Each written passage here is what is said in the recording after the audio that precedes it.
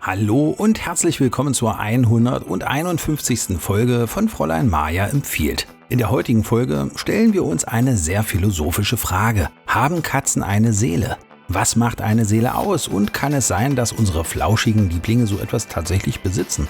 Ich kann euch versprechen, es wird spannend in dieser etwas anderen Folge, also bleibt bis zum Schluss dran. Außerdem gibt es wieder unser Rätsel und der Hinweis auf unsere Amazon-Liste für die Katzengrundausstattung. Die haben wir für euch weiter ergänzt. Der Link ist in der Videobeschreibung. Was ist denn eigentlich die Seele? Je nach Lehre bzw. Tradition hat der Begriff Seele unterschiedliche Bedeutungen. Dabei kennen mythische, religiöse, philosophische oder psychologische Sichtweisen unterschiedliche Definitionen. Heute werden im Allgemeinen die Gesamtheit und Ordnung aller Gefühlsregungen, geistigen Vorgänge und mit ihnen verbundene körperliche Reaktionen eines Menschen ins Seelenkonzept eingeordnet. Seele wird dabei mit Psyche gleichgesetzt. In altgermanischer Zeit glaubt man, dass alle menschlichen Seelen in bestimmten Seen wohnen und vor der Geburt aus ihnen entstiegen und nach dem Tod in sie zurückkehrten. Das Wort Seele bedeutet auch die vom See stammende.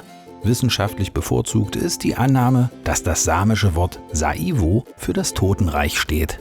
In verschiedenen Epochen und Kulturen gibt es immer eine Trennung von Körper und Seele, wobei in den Religionen oft die Metapher des Einhauchens des Lebens benutzt und dabei dem Körper eine Seele, die Lebenskraft bzw. das Leben eingegeben wird. In der Parapsychologie und im Spiritismus wird häufig der Begriff Seele synonym für Geist genutzt. Wenn es spukt, wandern also rastlose Seelen umher. Wer mehr dazu wissen möchte, wir haben den ausführlichen Wikipedia-Artikel in der Videobeschreibung verlinkt. Was sagt denn die christliche Kirche dazu? Bei evangelisch.de ist eine sehr eindringliche Schilderung eines Tierarztes im Schlachthof zu lesen. Dieser ist sich ganz sicher, dass Tiere eine Seele haben, denn sie spüren die Angst vor dem nahenden Tod. Sie sind beseelte Wesen, die Lebensfreude, Angst, Gefühle und Bewusstseinslagen empfinden können. Doch die Seelendefinition der Kirche ordnet Tierseelen getrennt von Menschenseelen in eine bestimmte Werteordnung ein. Und da ist die menschliche Seele Gott näher als die von Tieren. Gottes Auftrag ist schließlich, dass sich die Menschen die Erde untertan machen und über alles Getier auf Erden herrschen. Natürlich mit dem gebotenen Respekt. Also die Haltungsbedingungen von Tieren kritisch zu hinterfragen, Tiere mit Respekt zu behandeln, aber sich nicht den Kopf darüber zu zerbrechen, dass sie getötet werden, um sie zu nutzen. Das hat für mich einen sehr bitteren Beigeschmack. Auch dieser Link ist wie immer als Quelle in der Videobeschreibung zu finden. Was ist denn nun mit Katzenseelen?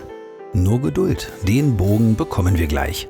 Was eben schon anklang, Seele und Bewusstsein werden häufig miteinander gleichgesetzt. Die materialistisch-wissenschaftliche Sichtweise spricht von Bewusstsein, also sich seiner selbst bewusst zu sein. Und alle dafür verantwortlichen physischen Prozesse passieren im Gehirn. Und zwar in der nur wenige Millimeter starken Großhirnrinde, im Kortex. Aber reichen diese Prozesse im Gehirn aus, damit wir uns nicht nur unserer selbst bewusst sind, sondern auch empfinden und fühlen können und subjektive Wahrnehmungen haben? Da kommt dann die Seele ins Spiel. Denn bis heute kann nicht eindeutig geklärt werden, ob Leben nun mit einem Bewusstsein gleichgesetzt wird oder ob dafür eine von den neuronalen Prozessen getrennte Seele verantwortlich ist. Es wird wahrscheinlich etwas zwischen beiden Sichtweisen sein. Hat ein Lebewesen ein Bewusstsein seiner selbst, so hat es auch eine Seele. So zumindest meine These. Spieglein, Spieglein an der Wand. Wie prüft man denn nun, ob ein Lebewesen ein Bewusstsein hat, sich seiner selbst bewusst ist? Man hält ihm einen Spiegel vor und wenn es sich erkennt, dann hat es ein Bewusstsein und somit eine Seele. Und genau aus diesem Grund gibt es seit mehr als 50 Jahren den Spiegeltest. Schimpansen und Elefanten beginnen nach kurzer Prüfung, ob es sich um ein freundlich gestimmtes Gegenüber handelt, Grimassen zu schneiden. Sie untersuchen bestimmte Körperstellen, die sie ohne Spiegel niemals sehen würden, die Mundhöhle zum Beispiel. Um wissenschaftlich genau messen zu können, ob diese Reaktionen nicht nur willkürlich sind, bringt man möglichst ohne, dass das Tier etwas merkt, eine farbige Markierung, einen Punkt an ihm an. Diese Markierung kann es nur im Spiegel sehen. Wenn es sich selbst erkennt, versucht es die Markierung wieder loszuwerden. So die Theorie.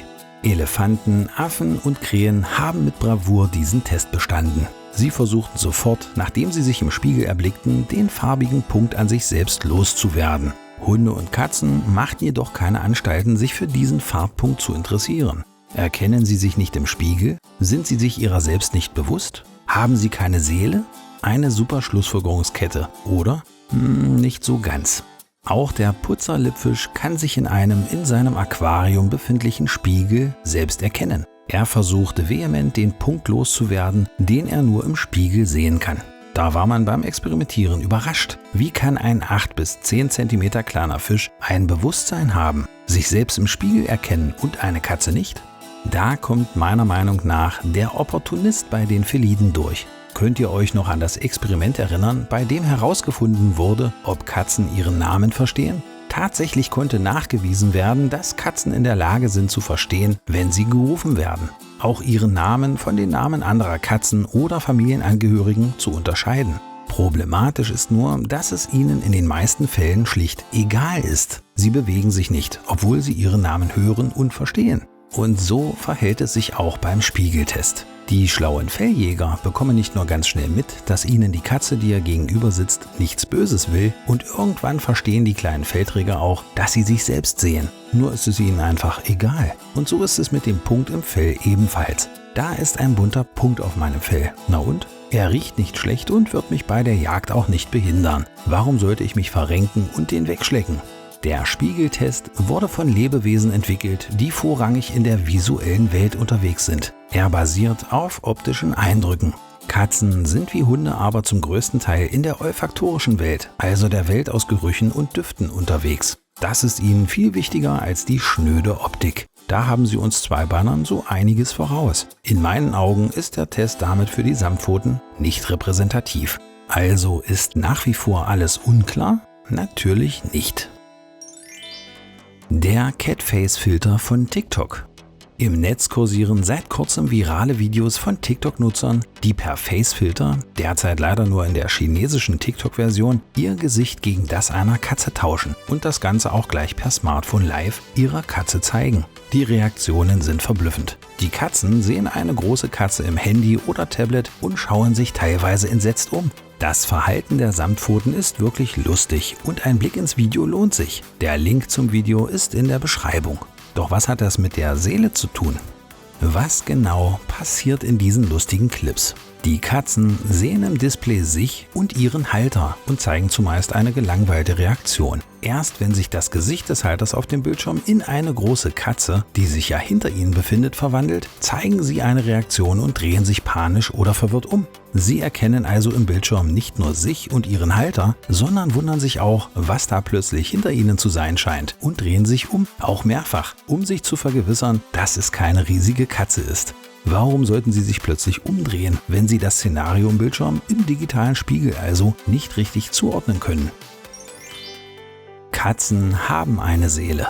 Die Schnurriputze erkennen sich im Spiegel und im Handy-Display, zeigen aber nur eine Reaktion, wenn sie es für nötig halten. Sie haben meiner Meinung nach ein Bewusstsein und ich bin ganz sicher auch eine Seele. Dass Tiere Empfindungen und Gefühle haben und mit Sicherheit ein Bewusstsein ihrer selbst, auch der Putzerlippfisch, das seht ihr in diesem beeindruckenden TED-Talk. Danke an Yahir für diesen Hinweis. Der Link dazu ist ebenfalls in der Videobeschreibung. Und das war es für heute. Was meint ihr? Haben die pelzigen Gesellen tatsächlich eine Seele? Schreibt eure Meinung, Hinweise und Kritik gern in die Kommentare.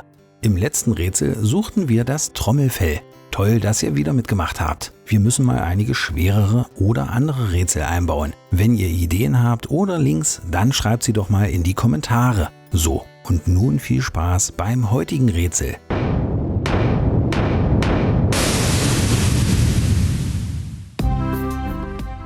Mein erstes ist nicht wenig. Mein zweites ist nicht schwer. Mein Ganzes lässt dich hoffen. Doch hoffe nicht zu sehr.